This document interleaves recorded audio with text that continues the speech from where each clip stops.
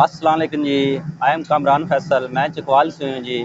आज नया स्टॉल शुरू किया फास्ट फूड का, वड़ा पाव के नाम से। बेसिक में ये इंडियन मई की रेसिपी है, लेकिन अभी कराची में और लाहौर में इसके पहले स्टॉल चल रहे थे। तो चकवाल में ये फर्स्ट टाइम है, एक नई चीज़ लेके आए हैं। कोशिश कर रहे हैं कि अच्छा स्टैंडर्ड दे और हमारे भाइयों को पसंद आए।